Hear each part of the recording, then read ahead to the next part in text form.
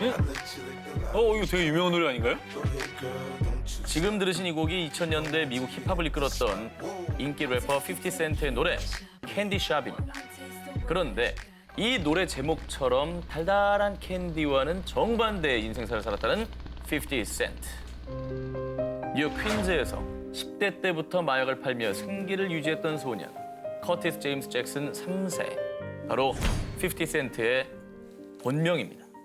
랩의 신으로 불린 닥터 드레, 아이스 큐브의 노래를 들으며 래퍼의 꿈을 키운 그러던 어느 날 잭슨과 경쟁사였던 마약상이 홧김에 총을 난사 무려 몸에 9발의 총알이 박혔는데요.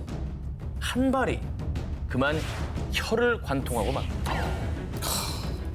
혀를 관통했는데 살아난 게 더 놀랍네요. 더군다나 래퍼를 꿈꾸던 사람한테 이 혀의 부상은 그렇죠. 그러네. 또 사형 그런 게 선고죠. 거의. 치명적이죠. 네. 다행히 생명을 건졌지만은 안타깝게도 26살의 어린 나이에 잭슨은 혀의 앞부분을 절단. 혀가 짧아지면서 자연스레 말투나 발음도 부정확해졌습니다. 하지만 잭슨은 래퍼로서의 꿈을 잃지 않았습니다. 더 음악 작업에 집중, 그리고 그 간절한 소망이 하늘에 닿았던 걸까요?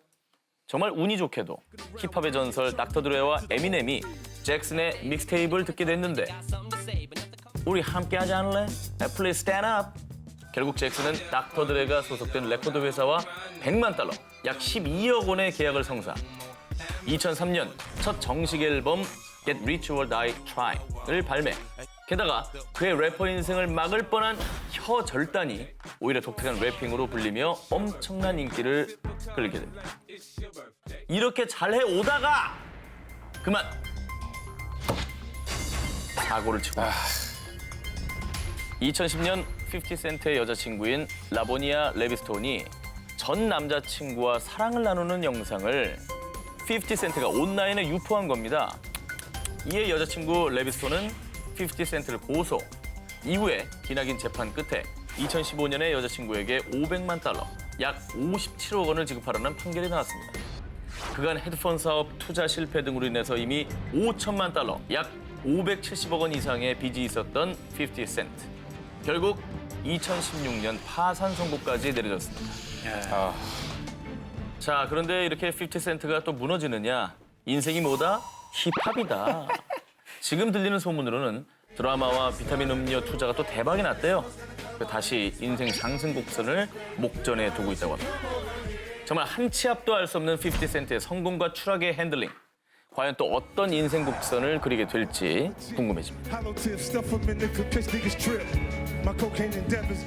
인생은 롤러코스터 파란만장 인생사 19 8위를 공개합니다.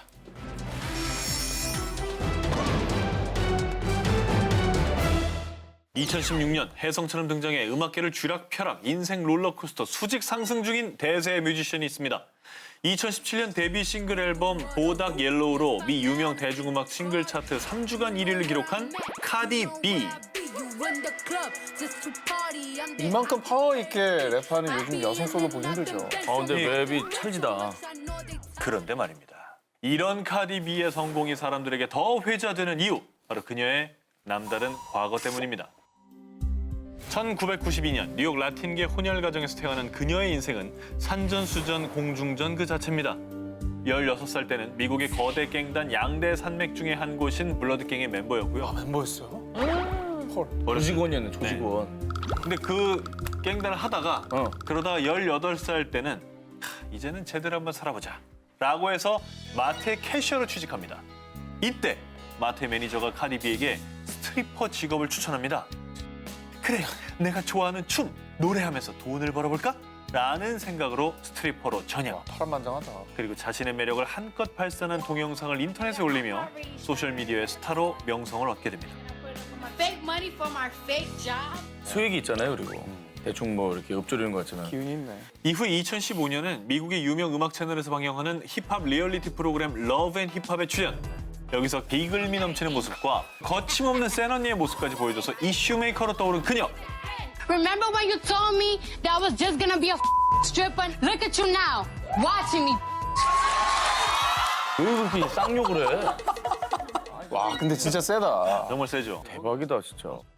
자, 저 사건 이후에 스타성을 제대로 알아본 미국 거대 음반사 중에 하나인 애틀랜티 레코드사의 러브콜을 받게 됐고 지금의 성공 가도가 열리게 된 거라고 합니다.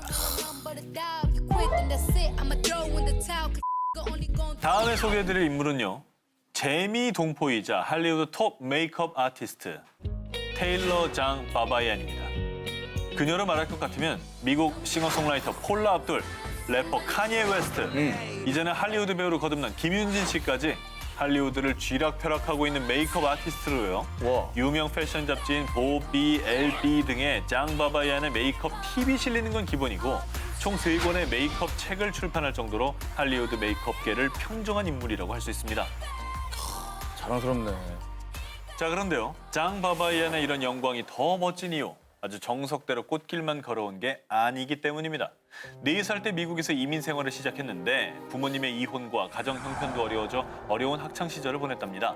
그래서 결국 14살이라는 어린 나이에 가출해 도넛 가게, 세탁소, 심지어 친구네 옷장에 숨어서 쪽잠을 자며 노숙 생활을 이어가던 어느 날 주변 친구들이 마약에 빠져 생을 마감하는 모습을 보고 큰 충격을 받게 됐고 평생 이렇게 살 순 없지. 어떻게든 제대로 살아야 돼. 장장 1년 반의 노숙 생활을 마치고 다시 컴백 홈한 그녀.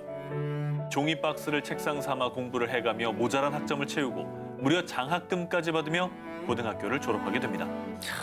대부분 좌절할 만한 상황인데. 예, 멋지네요. 그리고 대학생이 된 뒤 학비 마련을 위해 미용실에서 아르바이트를 했는데 처음 해본 거 맞아요? 메이크업에 굉장히 재주가 있네. 장 바바이안은 그 길로 메이크업 아티스트가 되기로 결심. 곧바로 유명 메이크업 아티스트 에이전시 크루티에르 리믹비에 들어가기 위해 7개월을 문을 두드린 끝에 답변이 왔습니다. 더 이상 사람이 필요 없긴 한데 뭐 경험 쌓는다 생각하고 무급이라도 한번 해볼래요? 그래서 낮에는 미용실에서 일하고 밤에는 촬영장을 따라다니며 메이크업을 배웠는데요. 그렇게 20년 이상 한 우물을 파 메이크업 분야에서 세계 최정상에 오른 장 바바이안. 그녀는요. 어려웠던 과거를 지우고 싶지 않냐는 질문에 이렇게 답합니다. 기운이 떨어질 땐 닷새 동안 못 먹었던 경험. 건물 계단에서 자던 때를 떠올려요. 과거는 강력한 힘입니다. 인생은 롤러코스터 파란만장 인생사 19 6위 공개합니다. 하룻밤에 백만장자가 된 호텔 벨보이. 2010년 5월 미국을 뜨겁게 달군 한 뉴스 보도. 히말라야 오두막에서 자란 네팔 남성의 인생 역전. 하루아침에 미국 뉴욕의 중심부 맨하탄의 아파트 2채를 갖게 됐습니다. 맨하튼 아파트 2채요? 자, 하룻밤에 백만장자가 된 이 주인공. 네팔 한 시골 마을 출신의 인드라 타망인데요. 다 허물어진 집에서 글도 겨우 깨우친 그는 20대 초반이 되자 무작정 돈을 벌기 위해 수도 카트만두로 떠났고요. 한 호텔의 벨보이로 일을 하게 됐습니다. 자, 그러던 어느 날 이 호텔에 묵은 한 투숙객, 미국 출신의 60대 사진작가 찰스 헨리 포드. 그와의 만남으로 인드라의 인생은 완전히 180도 달라지게 됩니다. 늘 성실한 모습의 벨보이 인드라가 찰스의 눈에 띈 건데요. 그러다 1973년 찰스에게 고용된 인드라는 처음엔 카트만두에 위치한 찰스의 자택에서 잔심부름을 도맡았는데 비록 소소한 업무지만 근면 성실의 아이콘 인드라는 매사에 늘 최선을 다했고요. 그의 성실함에 감동한 찰스는 인드라에게 이 카메라 사용법을 가르쳐 자신의 촬영 조수로 삼게 됩니다. 은인이다 은인이야 세상에. 그리고 본격적으로 전 세계를 돌며 함께 작품 활동을 이어갔고요. 그러면서 앤디 워홀, 존 레논, 펑크록의 대모인 패티 스미스 등 유명 인사들이 모이는 파티에도 참석해 사진 촬영을 하기까지. 정말 인드라 인생의 황금기였던 시절이죠. 아, 대박이다. 그러다가 70년대 중반 찰스와 인드라는 뉴욕에 정착하게 됐고요. 이때 찰스의 여동생이자 40년대 할리우드 스타 루즈 포드 소유의 한 아파트에서 지내게 됐습니다. 인드라와 찰스, 루즈 남매는 단순한 고용관계를 뛰어넘어 수십 년간 가족처럼 지내게 됐죠. 그렇게 어느덧 50대가 된 인드라와 90대가 된 두 남매. 그러던 어느 날 찰스의 여동생 루즈의 건강이 급격하게 악화됐고 가족 그 이상이었던 인드라는 노환으로 시력과 청력을 잃어가는 루즈를 지극정성으로 돌보기 시작했습니다. 그러다 2002년 98세를 일기로 찰스가 먼저 세상을 떠나고 말았습니다. 나는 하나뿐인 가족을 잃었어 인드라. 너는 이제 나의 친동생이나 다름없어. 그리고 안타깝게도 그녀도 점점 병원이 더 깊어져 2010년에 세상을 떠났는데요. 그녀가 죽은 뒤에 공개된 유언장은 세상을 정말 깜짝 놀라게 했습니다. 저의 전 재산은 인드라 탐왕에게 상속합니다. 루즈는 10여 년간 전혀 교류가 없던 딸 대신 와. 뉴욕 센트럴파크 인근에 위치한 최고급 아파트 2채를 포함한 모든 재산을 인드라에게 상속한 겁니다. 하루아침에 백만장자가 된 인드라. 찰스와 루즈는 제 가족이었습니다. 제가 상속받은 재산보다 두 사람의 가치가 훨씬 더 큽니다. 인생은 롤러코스터 파란만장 인생사 19 5위 공개합니다. 캐나다 전 총리의 인생 역전. 장 크레티엥. 3번 연속 캐나다 총리 자리에 오르는 기록을 세우며 가장 성공적인 정치인으로 평가받는 인물입니다. 하지만 그가 이런 위대한 정치인이 되기까지 정말 순탄치 않은 인생사였습니다. 장 크레티엥은 선천적으로 청각 장애인이었고요. 장애 후유증으로 왼쪽 안면 근육이 마비돼 발음도 잘 되지 않았습니다. 때문에 학교에서는 온갖 비아냥을 받으며 따돌림을 당했고요. 어머니는 입에 종일 자갈을 물려가며 교정교육까지 했을 정도라고 합니다. 오, 몰랐네요.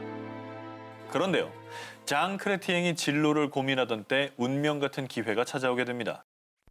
아버지를 따라 크고 작은 집회에 참석하게 되면서 정치라는 세계에 눈을 뜬 거죠. 그리고 아들아, 비록 네가 장애를 가졌지만 너도 이 세상을 변화시킬 수 있단다.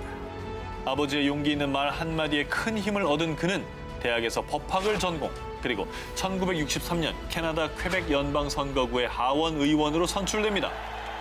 그런데 캐나다 퀘벡주 출신이었던 그는 정계에 처음 진출했을 당시에 영어를 전혀 하지 못했습니다. 이걸로도 비웃음을 많이 샀다고 하는데요. 있구나. 하지만 특유의 성실함과 긍정적인 마인드로 업무를 빠르게 이해해서 역대 총리들에게 신임을 톡톡히 받게 됐고요.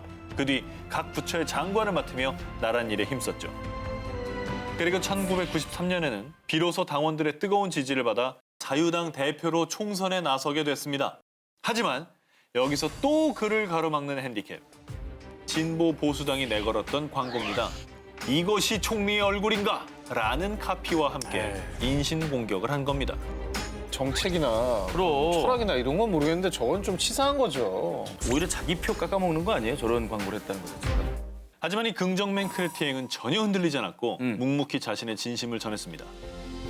It's true that I speak on one side of my mouth. I'm not a Tory. I don't speak on both sides of my mouth. 오, 나이스. 나이스. 나이스 일갈. 네, 참 품이 있네요. 품이 있습니다. 네. 그의 뜨거운 진심과 공약은 당의 압승을 이끌어내고 결국 총리에 당선, 그리고 총리로 당선된 후 가장 먼저 한 일은 전 정권에서 물려받은 국가 채무를 해결하는 것. 긴축 재정으로 정부 예산을 과감히 삭감하고 그리고 여러 국가와 자유무역을 수용하며 수출 호재를 터뜨렸습니다. 그 결과 90년대 말에는 연간 8조 7천억 원의 재정 흑자를 기록하며 캐나다 경제를 안정화시켰다고 합니다. 야. 그래서 언론과 국민은 그를 두고 캐나다를 세계 최고의 국가로 이끈 남자라고 칭송한 겁니다.